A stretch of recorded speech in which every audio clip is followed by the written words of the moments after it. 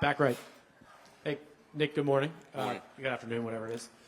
You guys started 2-2, and I think you're 15-1 since. What kind of magic did you come up with during the bye week, and what has it been like kind of finding the identity of your team throughout the season?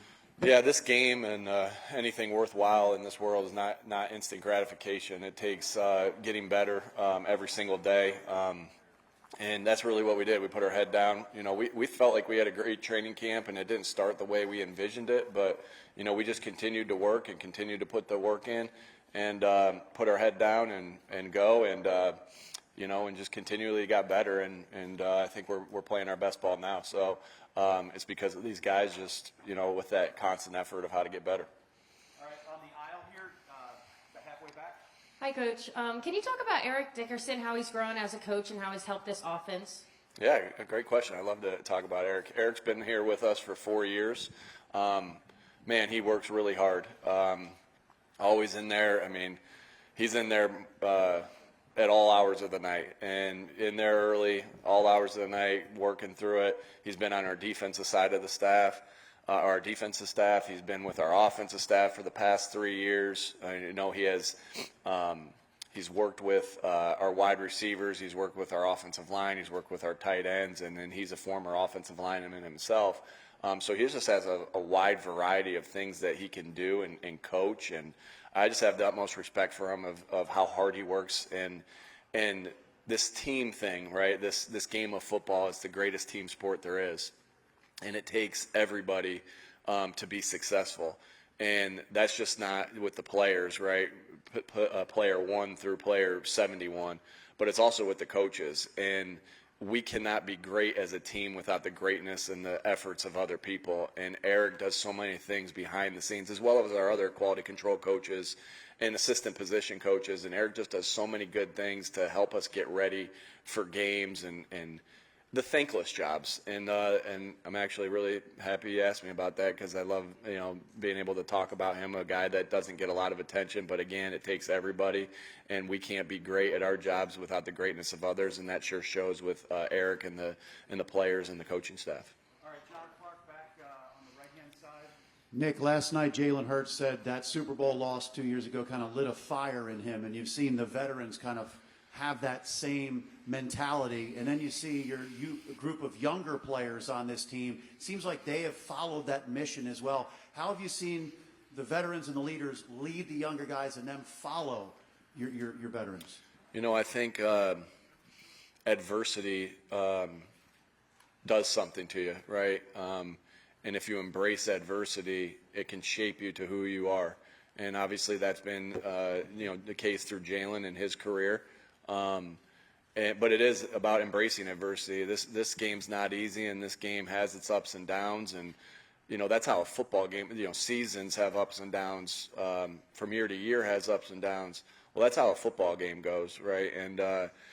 And nobody in the NFL, I've said this a bunch, nobody in the NFL pitches a perfect game. That doesn't exist in the NFL. You're going to have bad plays. You're going to have good plays. And it's about being able to focus your mindset on the next one. And so, like I said again, this team's embraced adversity. I don't think you never know, but you know the things even going back to the 2023 season, which we haven't talked a lot about since the beginning of the year. We're grateful for that. We're thankful for that. As bad as it sucked at the time, I know I'm grateful for that. I speak for myself. I'm grateful for that because it shaped us into who we are now, and why a big reason why we're back here sitting at this moment again. And so, embracing adversity is huge, and you know, for your development as a person, as a player, as a coach. Over here on the left side, Jeff McClain. Nick, 2 years ago, Jason Kelsey was responsible for pre-snap calls versus the blitz against Kansas City. Now that Jalen Hurts is, what kind of challenges does Steve Spagnuolo's blitz packages force a quarterback when he has to throw hot? Yeah, you know, obviously, no matter who's responsible for protection calls against the Steve Spagnuolo defense, it creates issues and challenges. At the end of the day, with a defense like the one we're playing with the great players that they have, and I just can't say enough about their coaching staff and the players that they have.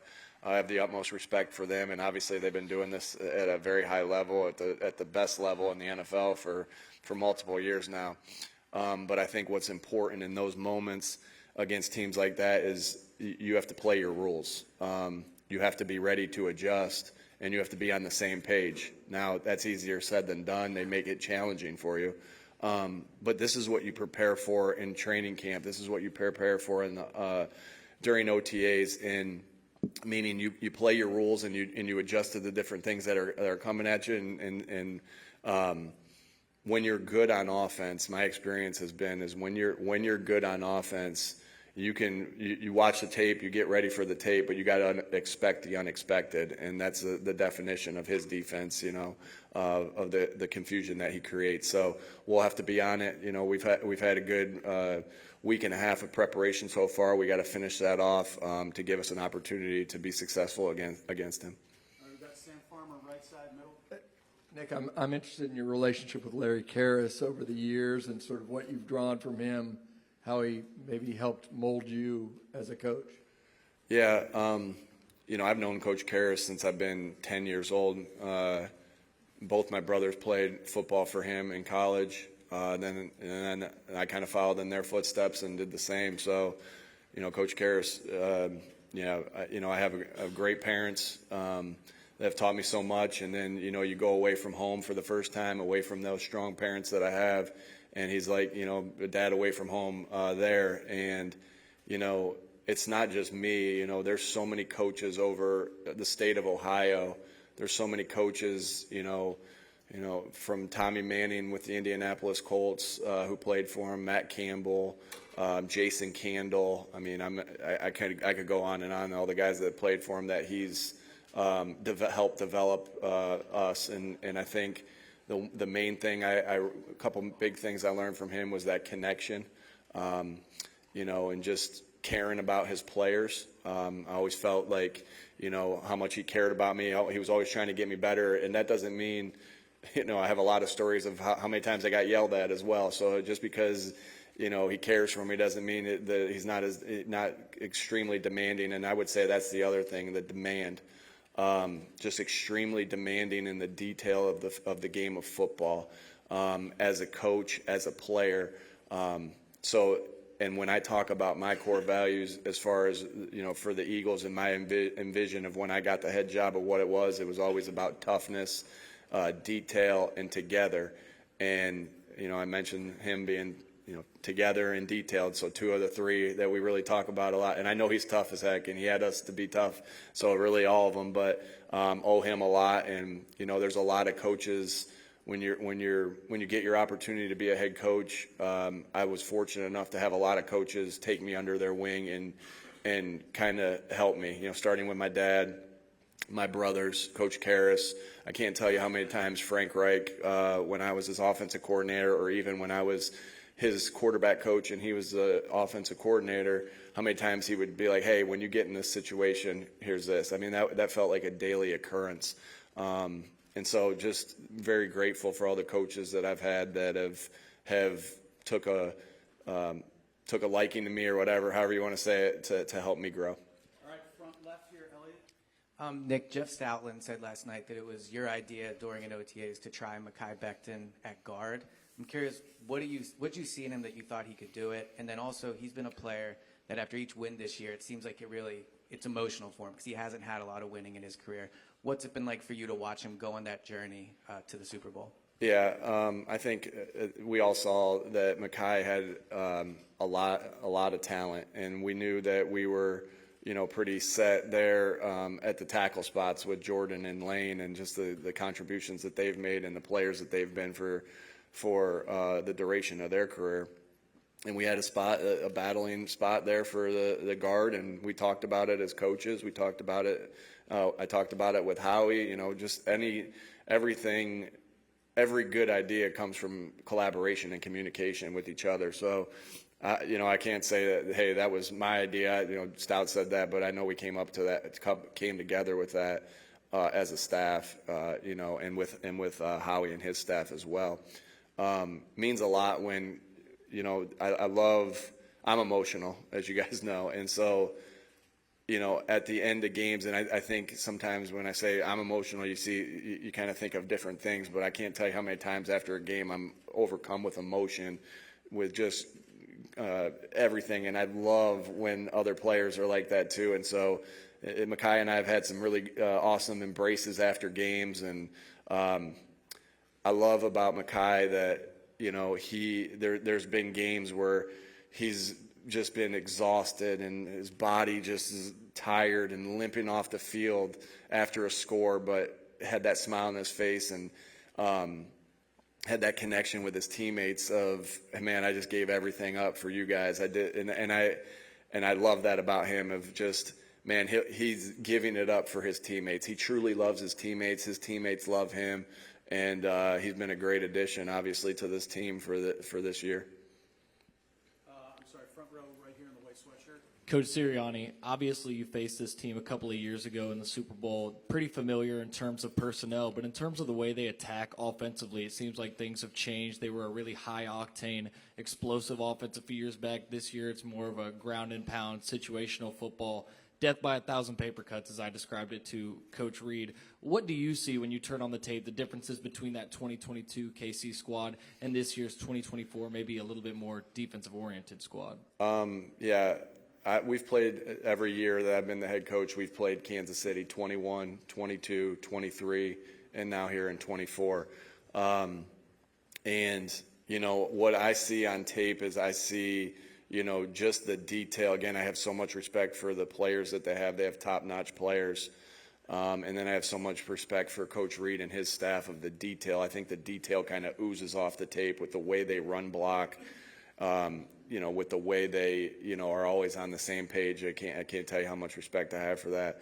But you have to be ready to prepare for everything, knowing that they have one of the best players of all time on the other side with Mahomes. And they can do it many different ways. And so you have to be ready for all different types of things. It's always going to be about stopping the run, limiting the big plays, tackling well, getting off blocks well, coming after the football well.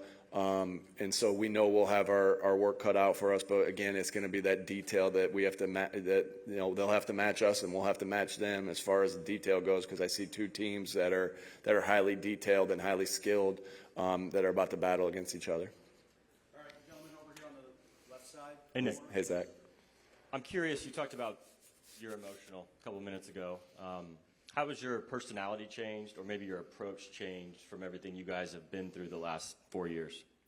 Yeah, someone asked me about just the culture and how that, and your core values, how does that change? Well, your core values don't change. It's who you are. It's what you believe in, and so you stay true to that. The toughness, detailed together, and I think it's really the same. It doesn't mean you don't grow, but those stay the same, and I think that's the same thing with your personality. It doesn't mean you don't grow in areas that you want to improve on, but if you start to be somebody and act like somebody that you're not, I think the players see through that. You have to be genuine, and you have to be who you are, because, shoot, I'm in here a heck of a lot more than I'm at home. And so at some point, if I'm not being true to myself while still growing, then they're going to know, that I'm being a fraud. So I think it's just so important that you stay true to yourself and you grow. I ask the players to try to get better every single day, and that's what I try to do as well. And that can be from anything from, I think there's a time to show your emotion and there's a time not to show your emotion. I think I've gotten better at that as the years have went on. But to say I'm going to stop being excited when we score a touchdown, all the work, or stop being excited after a win with everything that we lay on the line to do so, or that I'm not going to yell to correct or yell to praise. That's just not who I am. And it's hard to, again, you're always trying to improve and get better, but then there's some 43 years of habits that sometimes are hard to break. Back right side here. Coach, good afternoon. You and Andy Reid have had a lot of success in this league, and you kind of touched upon it earlier about him being so detailed. But from one coach looking at another coach, why do you think Andy's been so successful? Yeah, obviously I've got to work with guys that have been around Coach Reed, you know, and just hearing his stories of, again, his detail that, you know, that he could coach every position on the field and call the defense, call the offense, be the special teams coordinator, just how much information and knowledge that he has. I think you can tell he deeply cares about his players. And, you know, those are the things, you know, not ever have been in around him that I can kind of to look and admire, because I do like to study great coaches. And obviously I've looked, you know, I will always ask, hey, what would Andy have done in this situation if I'm talking to somebody that's been around him? And I'll do the same. I would do the same thing with guys that had been around Coach Belichick, you know, all those different guys, because you're constantly trying to learn. So just have the utmost respect for him. I mean, I would say he's had a lot more success. He said we both have success. He's had a lot more success than I have. That's 300 wins is wow. I can't. It's an honor to go against him. To be in a game that, you know, I'm coaching our team and he's coaching his team. It's just an honor to be there. And like I said, just nothing but respect for Coach Reed and everything that he's accomplished. All right, we've got time for two more. Gentlemen here on the left middle. Congratulations, Coach, for getting back to the big game. I have a two-part question. Number one, let's talk about your off-season moves with the coaching staff. You added Kellen Moore and Vic Fangio. Tell me how you feel about the way those moves have worked out. And then the second part to that question is, how much has Kellen Moore meant to your offense, knowing full well that he may be on borrowed time, that he eventually will get a head coaching job? Yeah. Obviously, both guys have meant a ton to us. You know, again, you can't be great without the greatness of others. Coaches to players, players to coaches, coach to coach, player to player. And so both guys have done a phenomenal job. I think, you know, I said this early in the year. I think we've hit, you know, this was during like training camp, and just see the detail that they coach with. Obviously, you know, I spent a lot of time with them, you know, knowing the guys a little bit, and then in the interview process, and then also in OTAs. And I think we hit 2 home runs with those hires there. You know, anytime, you know, and again, we're focused on this game. Kellen's focused on this game. I'm focused on this game, not really thinking about anything else other than this game, because every little bit of attention that you put into something else is attention you're not putting into what the main goal is. And so, you know, with Kellen, and I know that there's, you know, opportunities potentially, you know, what happens will happen.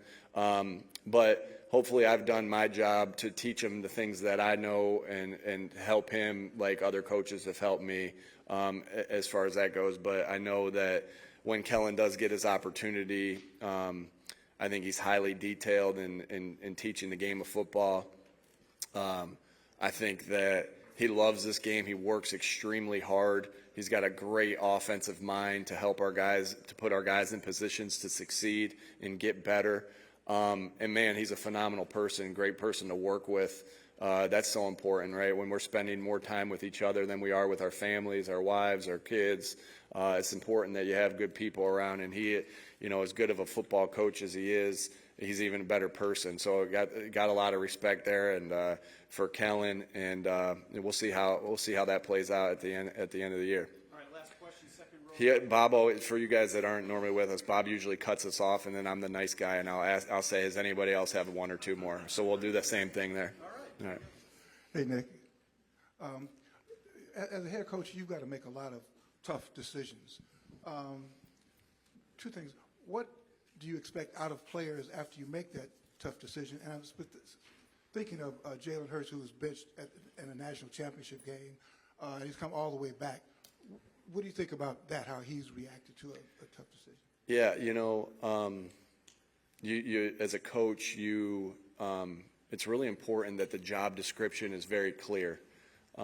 Here's what the job description is. Here's what it looks like when we're meeting the job description. And I'm talking about plays on the field and off the field. And here's what it looks like, what it doesn't look like. And you have to paint that picture, and everybody's held to the standard of what that looks like, and you coach off of that. Yeah, in head coaching profession, you know, there's not a handbook that says hey, here's exactly what you should do in this situation. Every situation's different. Every scenario is different. You may have handled a situation similar one time that you're going to handle differently the other time. You're always and constantly thinking about what you can do for the betterment of the football team. Always, and the individual that you're making the decision with, you're always thinking about that. And sometimes that's going to be, again, sometimes decisions are 50-50, and that's leadership. Sometimes half the public or the team is going to agree with you. Sometimes the other half's not, right? But that's leadership, and that's the choice we made when we entered this profession. As far as your question about Jalen, I think, again, I mentioned this earlier, that we all have these moments in our life where we have adversity, and again, adversity is not going to hide from, it's coming after everybody. No one's hiding from it. And it's about how you respond. It's about how you react. It's about embracing that adversity, knowing that when you do that, it can help make you better. And so look at Jalen, he's such a winner. He's won everywhere he's went. That moment, and now he's starting in his second Super Bowl. So I think the writing is on the wall that Jalen embraced every piece of adversity that he's hit, and it's made him better. Again, you can ask him about all that, but I just see a guy that does that, obviously knowing his story, and then I see a guy that does that in the midst of each game. And you have to be able to do that at the quarterback position. You have to be able to do that at every position in the game of football. And so just admire the heck out of him, how he embraced that adversity, because, again, it shaped him to who he is. All right, left side here, second row. Hey, Coach. Good afternoon. Speaking of Jalen, based on how efficient your passing game was in the NFC Championship, what did you learn about the capabilities of your passing offense going into this one? Yeah, just like Jalen says, just because we don't do something doesn't mean we can't. We'll win we're going to look to win any way we can. I've never doubted our passing game with the people that we have there, with the coaches that we have there, with the players that we have there. So, there have been games that have been dictated differently this year. If we need to run it 50 times and pass it once, we will to win. If we need to do vice versa, we will. And we really don't care what anybody else thinks. Our job is to win games and try to win games the best way we can for our team. And like I said, just because Jalen said it, and I loved it, just because we haven't done something doesn't mean we can't. All right, last one, back right. Hi, Nick. Andrea Sola from TV Azteca, Mexico. Nice Hi. to meet you. Nice to meet you. I have a question for you. If you have to tell me 3 things that Philadelphia is better at than Kansas, what would you say? Philadelphia better than Kansas City. Well, I've lived in both places. I started my coaching career in Kansas City. My wife is from Kansas City, from the Missouri area, not from Missouri, not Kansas City. So I got to be careful here if I'm there. But both great places. They're both great places. But I love Philadelphia. We love the food in Philadelphia. We love our sports teams. Love being a Sixers fan now and a Phillies fan, and a Flyers fan. And then, shoot, I didn't have Bob and Dom in Kansas City, so those 2 guys there as well. All right, Perfect. Thank you.